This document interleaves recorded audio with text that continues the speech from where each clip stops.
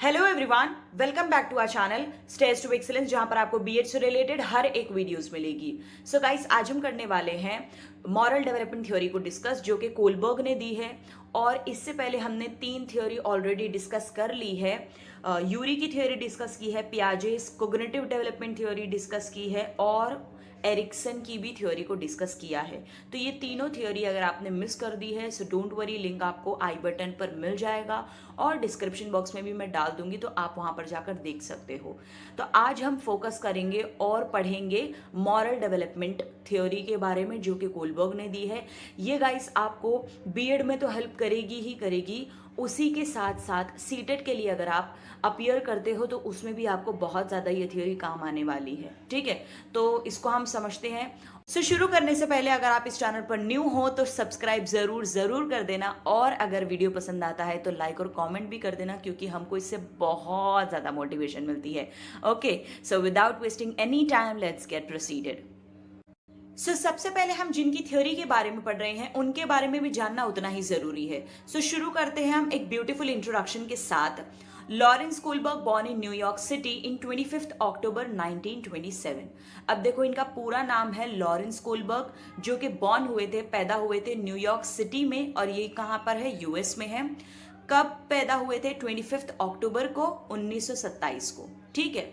He was particularly well known for his theory of moral development, which he popularized through research studies conducted at Harvard Center for Moral Education. इनको सबसे ज़्यादा जाना जाता है इनकी theory moral development के लिए। ओके, यही थ्योरी के लिए इनको सबसे ज़्यादा जाना जाता है, जो कि इन्होंने कैसे दी है? थ्रू रिसर्च स्टडीज कंडक्ट करके दी थी, और ये कहाँ कंडक्ट की थी? हार्वर्ड सेंटर में। क्लियर है? ही proposed 3 distinct levels of moral reasoning and each level has 2 stages. देखो, उन्होंने 3 लेवल्स दिए हैं अपनी थ्योरी में, और तीनों लेवल में हर एक लेवल के अंदर 2 स्टेजेस है। So each level has 2 stages, और ऑल टुगेदर कितने स्टेजेस हो गए? 6 स्टेजेस हो गए। तो 3 लेवल है, 6 स्टेजेस है। क्लियर हुई बात? तो ये हुआ इंट्रोडक्शन।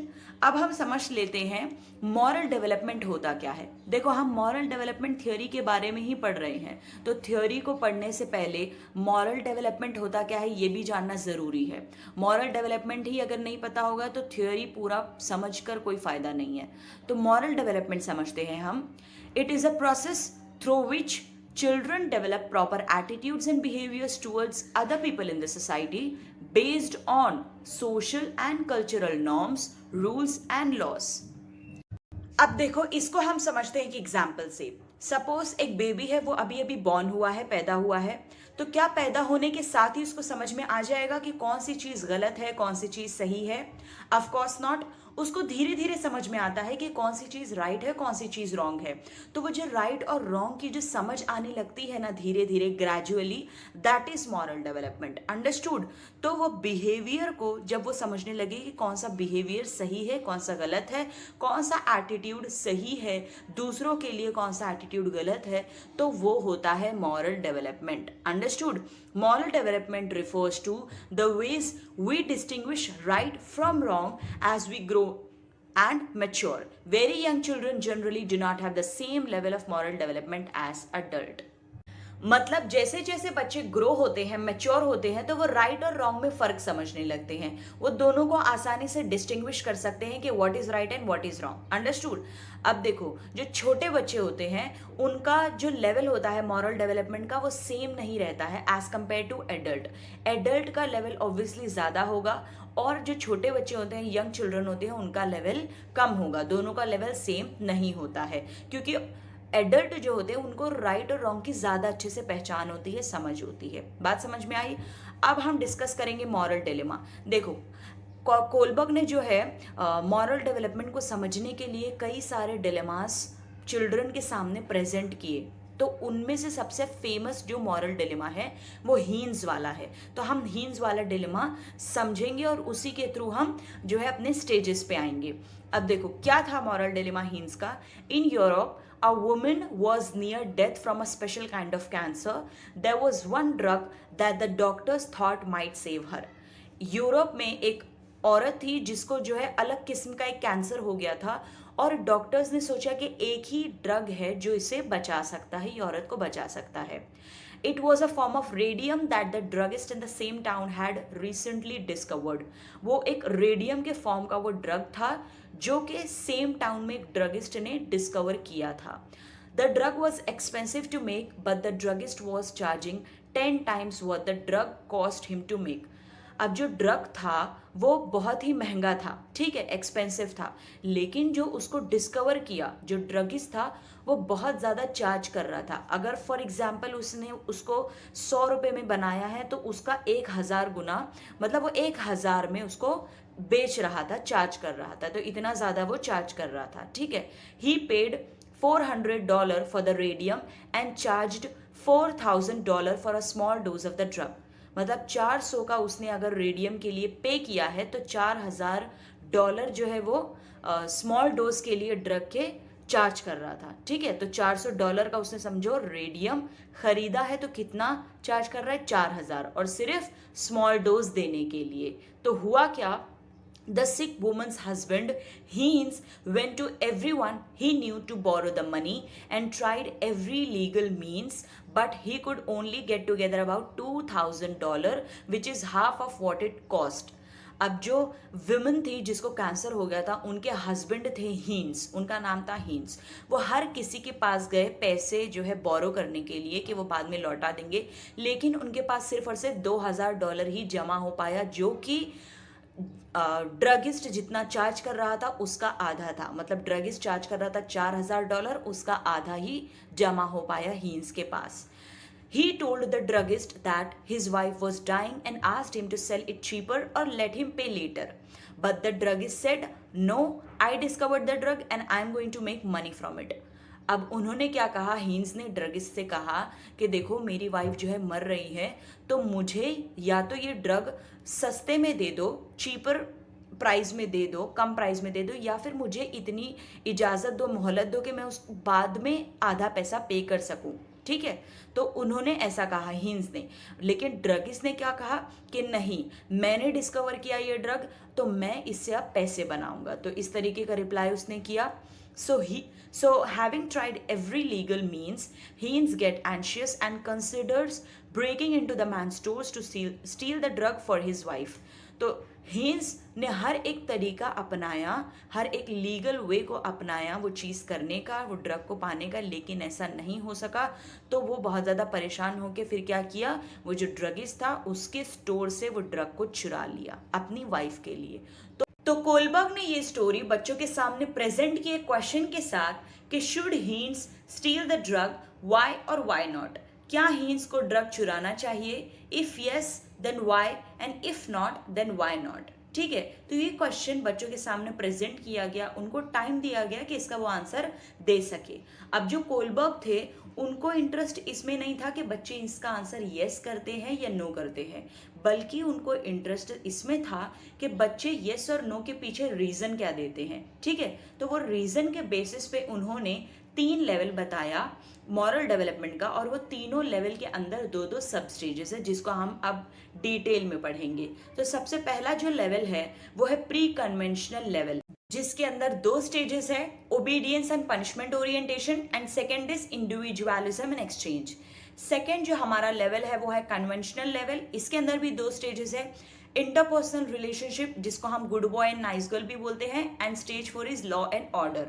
थर्ड जो हमारा लेवल है वो है पोस्ट कन्वेंशनल लेवल, और इसके अंदर भी 2 स्टेजेस है जो है social contract and individual rights, और लास्ट स्टेज है हमारा universal ethical principles.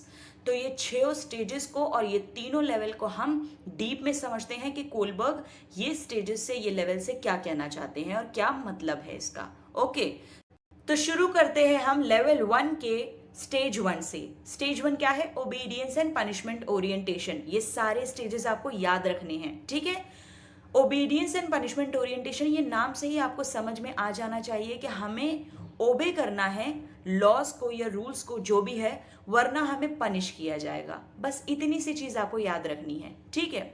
At this stage Kohlberg says obeying the rules is important because it is a means to avoid punishment. हमें रूल्स को ओबे करना है, फॉलो करना है पनिशमेंट से बचने के लिए. ठीक है, मतलब इस पर सीधा सीधा फोकस होता है डायरेक्ट कॉन्सिक्वेंसेस पे।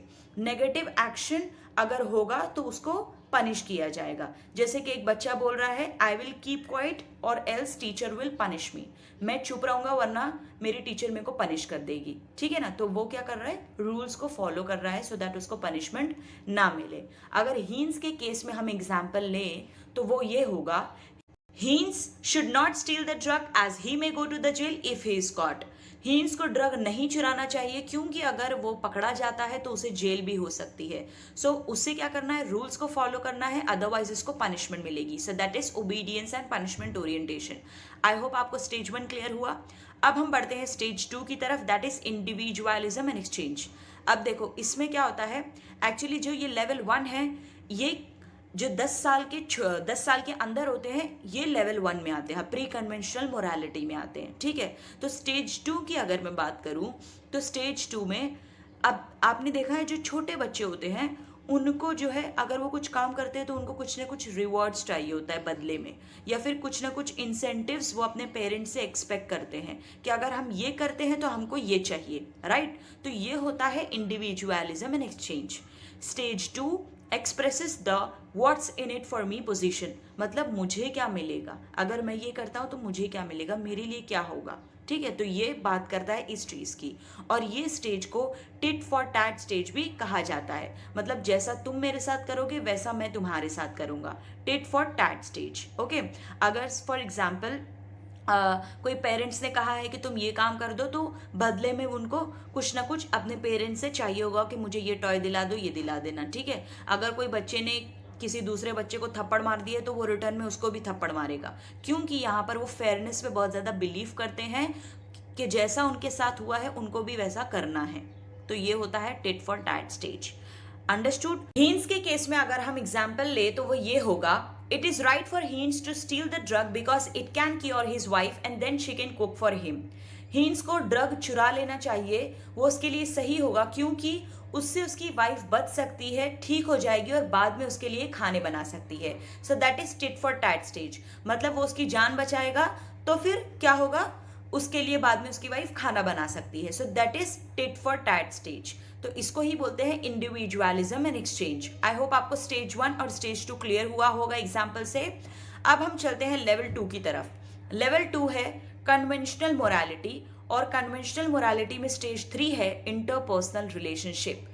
इंटरपर्सनल रिलेशनशिप मतलब हमको ये काम करना है, इससे लोग हमको अच्छा जानेंगे, अच्छा मानेंगे। तो ये है interpersonal relationship. The individual wants to maintain और win the affection and approval of others by being a good person. अच्छा इंसान बनने के लिए दूसरों के अफेक्शन और अप्रूवल की जरूरत पड़ती है एक इंडिविजुअल को। ठीक है, often refer to as the good boy good girl orientation, मतलब ये स्टेज को हम good boy and good girl orientation भी बोलते हैं। यहाँ पर एक लड़की हो या फिर लड़का हो, वो अच्छा बनने का ट्राई करता है कि मैं अगर ये अच्छा करता हूँ तो मेरी कम्युनिटी इसको जो है प्रेस करेगी और मुझे जो है गुड गर्ल और गुड बॉय का टैग मिलेगा कि ये अच्छा लड़का है, ये ऐसा करता है। तो ठीक है, तो ये चीज आ जाती है स्टेज 3 में। अगर हम हीन्स के एग्जाम्पल से समझे तो वो ये होगा, Heinz should steal the drug from the store in order to be a good partner to his wife. Heinz को ड्रग बिल्कुल चुराना चाहिए स्टोर से, क्योंकि अगर उसको अपनी वाइफ के लिए अच्छा पार्टनर साबित होना है तो। ठीक है ना, तो अगर वो ड्रग चुराता है तो ही वो अपनी वाइफ के लिए अच्छा पार्टनर साबित हो सकता है, और अगर ऐसा नहीं करेगा तो वो अच्छा पार्टनर नहीं होगा। सो अब समझ में आया good boy and good girl orientation क्या होता है, क्लियर। स्टेज 4 है law and order. Law and order मतलब एक इंडिविजुअल को यहाँ पर लॉ एंड ऑर्डर को फॉलो करना है, that's it. Okay, the focus is on maintaining law and order by following the rules, doing once duty and respecting authority. जो भी अथॉरिटी है उसको रिस्पेक्ट देना है, अपनी ड्यूटी सही तरीके से परफॉर्म करनी है, लॉ और ऑर्डर को मेंटेन करते हुए चलना है। ठीक है ना, जो भी उनके सोसाइटी में ऑर्डर है, लॉज है, उन सब को फॉलो करना है, क्योंकि लॉ बहुत ही महत्वपूर्ण होते हैं, सुप्रीम होते हैं। क्लियर हुई बात। For example, Heinz should not steal the drug because that would be against the law and he has duty to uphold the law. Heinz को ड्रग नहीं चुराना चाहिए क्योंकि ये लॉ के खिलाफ है और उसकी ड्यूटी है कि वो लॉ का जो है लॉ परफॉर्म करे, ये उसकी ड्यूटी है क्योंकि वो सिटीजन है वहाँ का, तो ये उसकी ड्यूटी है कि वो लॉ को परफॉर्म करे और जो भी अथॉरिटी उसकी रिस्पेक्ट करे, तो उसे ड्रग को नहीं चुराना है। ये हर एक स्टेज में मैं एग्जाम्पल इसीलिए हीन्स का ऐड कर रही हूँ ताकि आपको बेहतर तरीके से समझ में आए कि जो स्टेज है पर्टिकुलर वो किसकी बात कर रहा है। तो आपको एग्जाम्पल से आई होप क्लियर हो रहा होगा। ओके, तो लेवल 2 क्लियर हुआ। चलो अब बढ़ते हैं लेवल 3 की तरफ। सो लेवल 3 हमारा लास्ट लेवल है, that is post conventional morality. और ये लेवल में बहुत ही कम लोग आ पाते हैं। क्यों कम आते हैं ये मैं आपको आगे बताती हूँ। स्टेज 5 है social contract and individual rights. हर एक के पास अपनी एक राइट है, उसको वो यूज कर सकता है। देखो मैं इससे समझाती हूँ आपको। Rules and laws are important for maintaining a society but members of the society should agree upon these standards. एक सोसाइटी को सही तरीके से मेंटेन करने के लिए रूल्स एंड लॉज बनाए जाते हैं, ठीक है ना। तो रूल्स एंड लॉज जो बनाए जाते हैं सोसाइटी के लिए वो ठीक है, लेकिन अगर वो सोसाइटी में रहने वाले लोगों के लिए ही सही नहीं है और परफेक्ट नहीं हो रहा है तो उसको चेंज करना चाहिए, उसको बदलना चाहिए, ठीक है। वो उनके नीड्स के हिसाब से होना चाहिए। Rules can be change when they no longer meet society's needs. अगर सोसाइटी के नीड्स के हिसाब से लॉज और रूल्स नहीं मैच हो रहे हैं, नहीं जो है मीट कर पा रहे हैं उनके नीड्स को, तो चेंज कर देने चाहिए। सो that is social contract and individual right.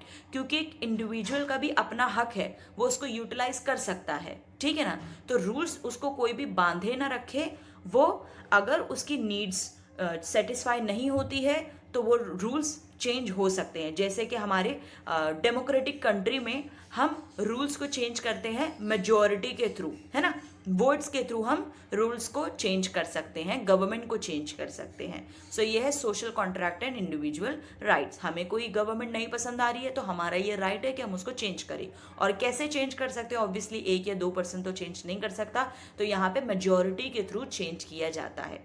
Clear हुई बात? अगर मैं बात करूं एग्जाम्पल के थ्रू इस चीज को, तो वो होगा his should steal the drug because everyone has the right to life regardless of the law against stealing। मतलब स्टीलिंग एंड चोरी करने के लिए जो भी रूल्स एंड लॉज बनाए गए हैं उसको छोड़ के, उसको भूल के हीन्स को ड्रग जो है चुराना चाहिए, क्योंकि हर किसी को जीने का अधिकार है, हर किसी के पास राइट टू लाइफ है। अंडरस्टूड? तो उसको ये लॉ को ध्यान में नहीं रखना है बल्कि उसको ड्रग को चुरा लेना है, क्योंकि हर किसी की जिंदगी इंपॉर्टेंट है, हर किसी के पास राइट टू लाइफ है, जीने का अधिकार है। So that is social contract and individual rights. And now last stage is universal ethical principle. अब देखो ये स्टेज में बहुत ही कम लोग आ पाते हैं, क्योंकि ये स्टेज में लोग खुद के बारे में ना सोचते हुए दूसरों के बारे में सोचते हैं, दूसरों को प्रायोरिटी पे रखते हैं, फर्स्ट प्रायोरिटी पे, ठीक है। profound respect for sanctity of human life, non-violence, equality and human dignity। यहाँ पर बहुत ज़्यादा रिस्पेक्ट होती है एक इंसान की ज़िंदगी के लिए, कोई भी किस्म का वायलेंस ना हो, इक्वालिटी हो और ह्यूमन डिग्निटी, मतलब एक इंसान की डिग्निटी के लिए, रिस्पेक्ट के लिए। तो इन सब चीज़ों को बहुत ज़्यादा इम्पॉर्टेंट यहाँ पर समझा जाता है, बहुत ज़्यादा रिस्पेक्ट की जाती है इन सब चीज़ों की। ओके, अगर हम एग्जाम्पल से समझें तो hence should steal the drug even if the person was a stranger and not his wife. He must follow his conscience and not let the druggist desire for money outweigh the value of a human life. Hence को drug चुराना चाहिए, भले से वो उसकी wife ना हो, कोई और स्ट्रेंजर हो, कोई अननोन हो जिसको वो ना जानता हो, तब भी उसको ड्रग चुराना चाहिए उसकी ज़िंदगी के लिए, उसकी ज़िंदगी को बचाने के लिए।